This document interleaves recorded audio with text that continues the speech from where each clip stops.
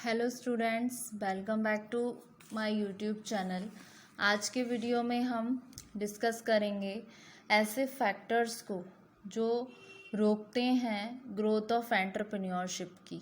ठीक है, तो बहुत सारे इन्वायरमेंटल और सोशल फैक्टर्स हैं जो प्रमोट करते हैं और रीस्टार्ट करते हैं ग्रोथ ऑफ एंटरप्रेन्योरशिप को, लेकिन कंसीडर में उन फैक्टर्स को ध्यान में रखना चाहिए जो इम्पीड करते हैं हमारे स्पिरिट ऑफ एंटरप्राइजेस की और एक तरीके से पुट करते हैं hurdle in the development of entrepreneurship. ठीक है, तो प्रीवियस वाले वीडियोस में मैं आपको इन्वायरमेंटल एनालिसिस, इन्वायरमेंट से रिलेटेड जितने फैक्टर्स थे उनको करा चुकी हूँ। तो उसी से रिलेटेड कुछ फैक्टर्स हैं जो रुकावट डालते हैं ग्रोथ ऑफ एंटरप्रेन्योरशिप की उनको जानना भी आपके लिए बहुत ज़रूरी है, क्योंकि एंटरप्रेन्योरशिप के रास्ते में ऐसे कौन कौन से हर्डल्स हैं जिनको हम पार करके एंटरप्रेन्योरशिप को एक उसकी ग्रोथ में हेल्प आउट कर सकते हैं। तो फर्स्ट पॉइंट आता है, जो फैक्टर्स है वो आता है ट्रेडिशनल आइडियोलॉजी। आइडियोलॉजी का मतलब होता है जो विचारधारा होती है, एक बिलीफ और थॉट प्रोसेस इन्फ्लुएंस करती है काम करने को पीपल के। ठीक है, तो the belief and thought process influence the way of working of people.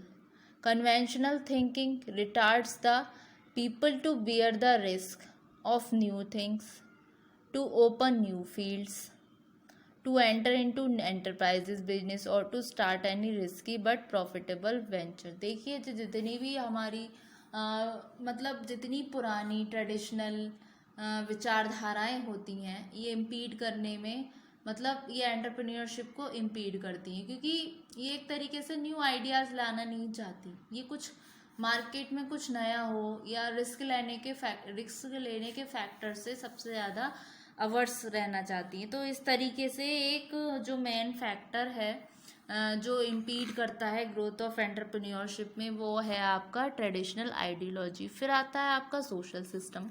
Social system में क्या हो गया, एंटरप्रेन्योरियल की जो जितनी टेंडेंसीज हैं वो डेवलप्ड नहीं हुई हैं अभी तक, due to traditional setup society. इसमें इंक्लूड होती है आपके फैक्टर जैसे नैरो थिंकिंग हो गई, कास्टिज्म आ गया, रिलीजन आ गया, बहुत ही ज़्यादा कंजर्वेटिव सोशल ट्रेडिशनल आ गए, फैमिली टाइज, कोई फैंटिज्म आ गए उनके, हेरिडिटरी जॉब्स हो गई, फोर फादर का ऑक्यूपेशन हो गया, मतलब जो अपने पूर्वजों का बिजनेस अपनाए हुए है, ब्लाइंड फेथ है जिसका फैमिली के कन्वेंशंस पे।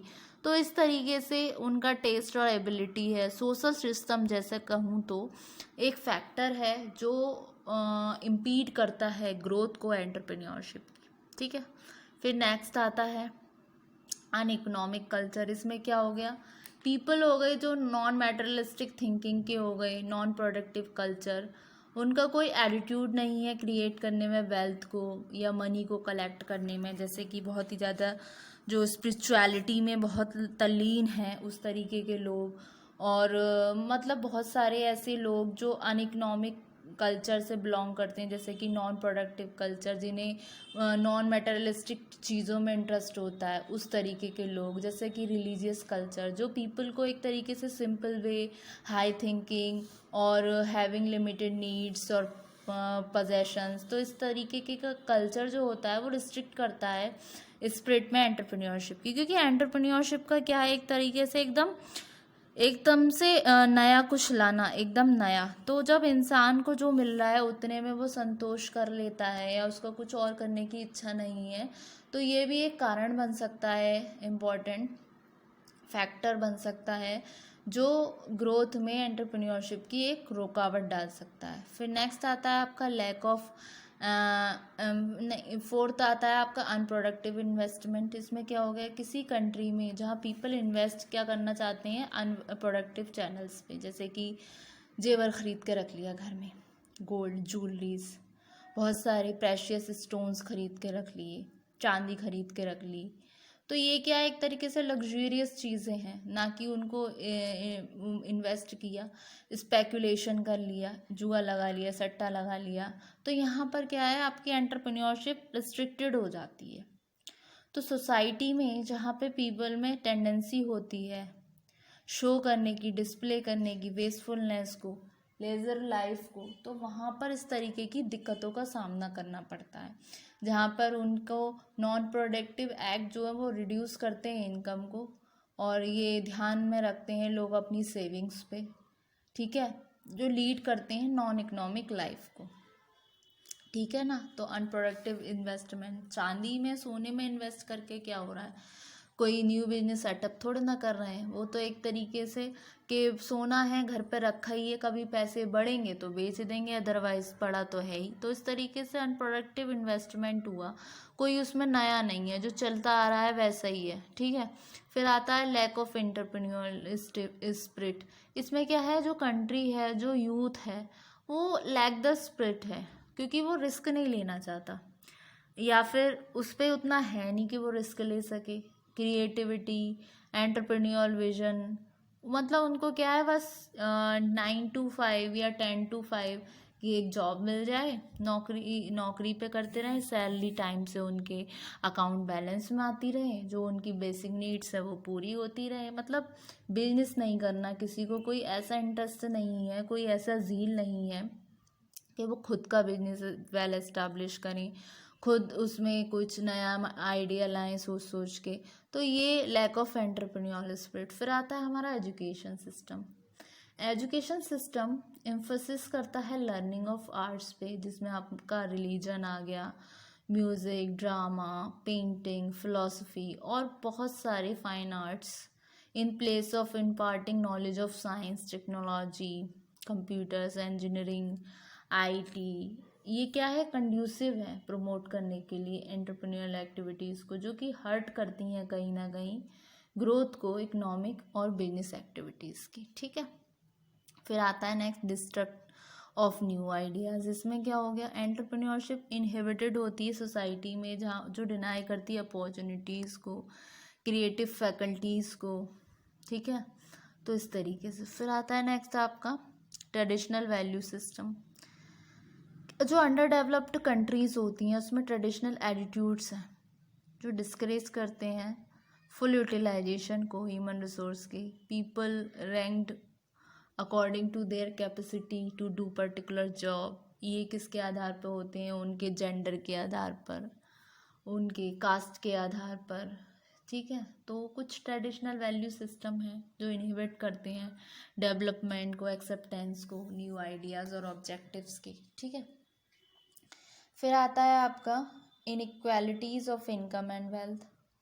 देखिए कुछ इकनॉमीज़ एक्सट्रीम इनइक्वालिटीज़ होती हैं distribution of income and wealth में, जो स्टैंड होती हैं इस वे में ग्रोथ ऑफ एंटरप्रेन्योरशिप की। पीपल जो टॉप लेवल पे हैं इनकम पिरामिड में, वो मोस्टली क्या है, ट्रेडर्स होते हैं या आपके लैंडलॉर्ड्स होते हैं, जो कि नहीं चाहते कोई भी रिस्क को लेना किसी भी नए बिजनेस में। जब उनका वेल फर्निश्ड बिजनेस चल रहा है, सब कुछ उन्हें मिल रहा है, तो कैसे इन्वेस्ट करें। तो इस तरीके से थोड़ा इनइक्वालिटीज़ ऑफ इनकम वेल्थ भी एक फैक्टर होता है। फिर आता है आपका लैक ऑफ इंफ्रास्ट्रक्चरल फैसिलिटी, जो थिन सप्लाई होती है एंटरप्रेन्योर्स की अंडर डेवलप्ड कंट्रीज़ में, वो एट्रीब्यूटेड होती है लैक ऑफ इंफ्रास्ट्रक्चरल फैसिलिटी, जो ऐड करती हैं रिस्क को, अनसर्टेनिटी को न्यू एंटरप्रेन्योरशिप में। कुछ कंट्रीज़ हैं जो लैक होती हैं properly develop means of transport और कम्युनिकेशन, चीप और रेगुलर पावर सप्लाई, अवेलेबिलिटी हो गई सफिशिएंट रॉ मटेरियल्स की, ट्रेन लेबर की, वेल डेवलप्ड कैपिटल और मनी मार्केट्स, ठीक है। फिर नेक्स्ट आता है आपका टेक्नोलॉजिकल बैकवर्ड्स। इसमें आ गए एंटरप्रेन्योर जो है वो टेक्नोलॉजिकल बैकवर्ड्स के द्वारा भी अंडर डेवलप्ड कंट्रीज़ में ग्रो नहीं कर पाती, क्योंकि कुछ कंट्रीज़ होती हैं जो पजेस नहीं कर पाती हैं नेसेसरी टेक्निकल नॉलेज को, कि हाउ एंड कैपिटल, मतलब किस तरीके से कैपिटल को इवॉल्व करा जा सके अपनी ओन टेक्निक्स से।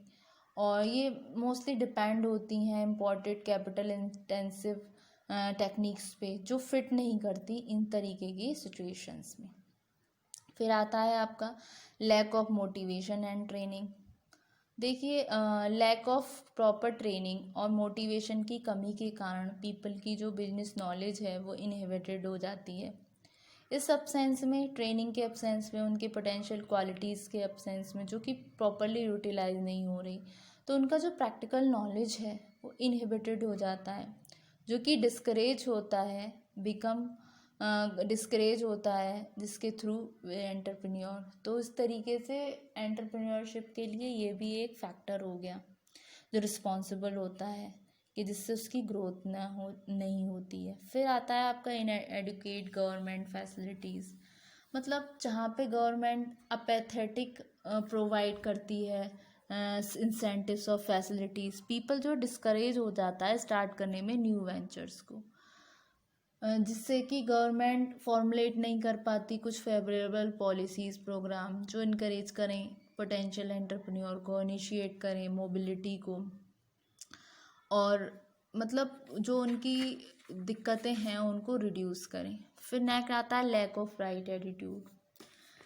एक एटीट्यूड होना रिगार्डिंग मनी के प्रति या फिर रॉ मटेरियल के प्रति, ये बहुत सारा राइट एटीट्यूड्स भी एक राइट एटीट्यूड, मतलब जब आपका एटीट्यूड ही ठीक नहीं है किसी काम के प्रति, मतलब आपके मन में कोई ज़ील नहीं है या एक तरीके से सेल्फ मोटिवेटेड नहीं है, आपका राइट एटीट्यूड ही नहीं है कि आप कैसी ऑर्गेनाइजेशन खोलेंगे, कैसे वो वर्क करेगी, क्या क्या आप उसमें नई नई फैसिलिटीज़ लाएंगे, क्या दिक्कतें आ रही हैं उनको कैसे सॉर्ट आउट किया जाए। तो इस तरीके की जो चीज़ें होती हैं ये भी एक बहुत ही ज़्यादा फैक्टर्स हो जाती हैं जो इम्पीड करते हैं जो ग्रोथ होती है हमारी एंटरप्रेन्योरशिप की। तो स्टूडेंट, आज के वीडियो में हमने ये 14 पॉइंट्स हैं जो कि हैं factors impede the growth of entrepreneurship. तो स्टूडेंट, आपको ये 14 पॉइंट्स काफ़ी अच्छे से समझ आए होंगे। नेक्स्ट वीडियो में हम फर्दर डिस्कस करेंगे। Thank you very much.